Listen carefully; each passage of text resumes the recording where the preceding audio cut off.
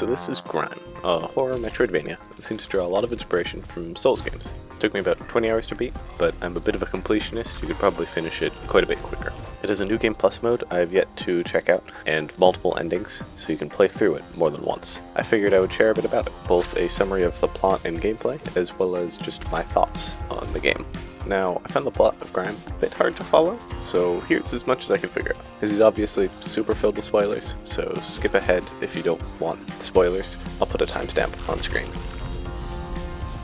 Once upon a time, there were these giant floating rock people who liked each other a lot. And sometimes when two giant floating rock people like each other very much, they decide to make a tiny rock child. This isn't the first child these parents had created, and they gave breath to each child. But this time, something went wrong. The rock child was infected with a spiral. The parents were unable to do anything about it, and this corrupted child was born. That's who you play as. It's this little black hole with a body made of rock. When you explore the world, you find other children of the parents. First you meet are malformed with no organization. You consume them, stealing their breath, gaining abilities, and getting stronger.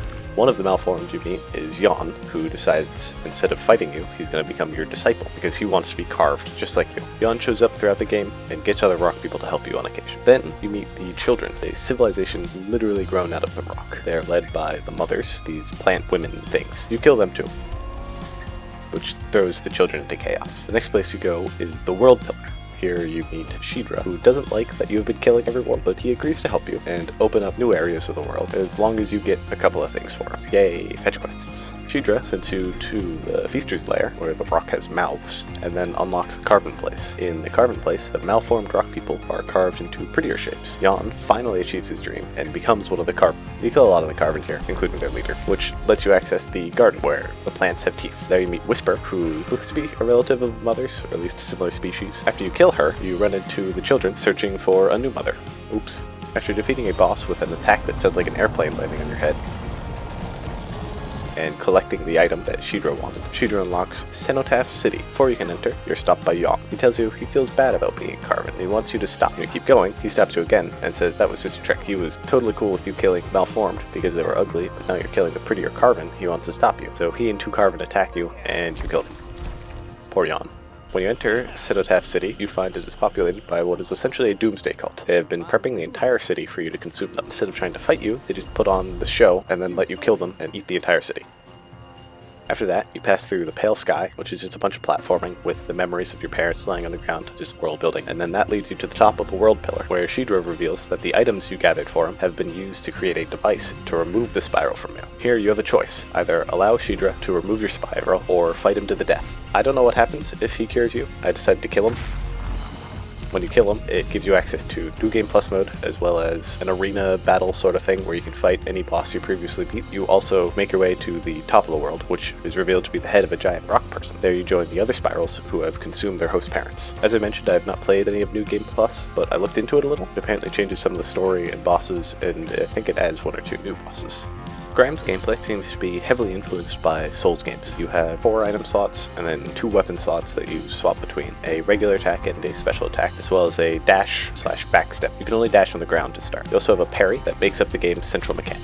Every enemy called Prey you kill gives you mass, which is both currency and experience. Prey is separated into categories. There's Lesser Prey, which is like a regular enemy, Elite Prey, which is stronger, Epic Prey, which is almost like a mini-boss, and Great Prey, which is a full boss. Each Prey can have 2 types of health, red health and gray health. If you parry while they have gray health, you just deal damage to them. But if they have red health, you instead consume the entire section of red health. Unless it's a boss. Red health acts like gray health, unless it's specifically sectioned. Seems a little complicated, but it makes sense pretty quickly. After consuming enough of a type of lesser prey, you can gain a trait. Costs hunt points to do so, which you're rewarded when you kill elite prey. Each epic prey kill gives you more breath capacity. Great prey kills unlock new abilities, most of them movement based. The first boss unlocks Ardor, which I feel like explaining because you get it so early, it's essentially a starting skill. Other than that, the skills are standard metroidvania things. There's a double jump, the ability to dash in midair, etc. As I mentioned, every prey kill grants you mass, so you also gain Ardor once you have it unlocked. The more ardor you have, the more mass you gain. You get extra ardor for consuming enemies, and you lose some if you get hit. You also gain breath when you consume enemy health, which you use to heal. Eventually, the healing's not going to be enough, and you're going to die. What you do, it leaves behind a lost vessel containing half the ardor you had when you died. One hit kills it and returns your ardor. Because you don't start with ardor, there's no repercussion for death before the first boss, but I'll talk about that later. To be honest, when I first started Grime, I found it a little boring. The starting area has very little danger, and as I mentioned, dying has no consequences. Although backtracking is possible, the game is pretty linear overall, so you don't need to backtrack. There are only 4 full-sized optional areas, and most of the time, backtracking after unlocking a new movement ability only rewards you with items. I'm really bad about using consumables in games, so it just didn't feel rewarding, especially when the item was a weapon that didn't fit with my build, and so I just never used it.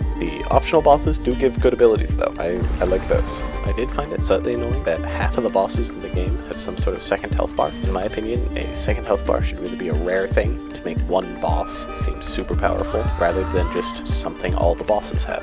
While it is possible to refund your abilities and traits, I felt no need to. I found a build and a weapon that I liked early on, and I stuck with them for the rest of the game. The ability to try another build is a nice incentive to do another playthrough, but I felt no need to switch during the middle of one playthrough. Now, annoyingly, some abilities seem like they were only added to gate some items. For example, one of the traits you can unlock pretty early on lets you walk slowly. All that does is it makes platforms that would normally fall out from under you not fall. I only found 2 times in the entire game where this was actually useful. I did warm up to the game eventually, and there was nothing that made me want to stop. There are a couple of bugs here and there, but nothing game-breaking that I saw. Mostly just annoying stuff. I found the game's difficulty to be just right. I never felt like I got stuck in a death loop while I was exploring, and none of the bosses made me think that they were impossible. I struggled with one of the optional bosses at one point, but I just came back to it later after getting another ability, and it became a lot easier. The only change to the difficulty I would make is the Lost Vessel mechanic. Compare it to Hollow Knight's Shade. In Hollow Knight, when you die, you lose your Geo, and you can't gain full soul until you get it back. Also, it attacks you back. In Grime, all you lose is ardor. It's super easy to get ardor back, so there were a couple times where I just ignored the Lost Vessel. When I did get it back,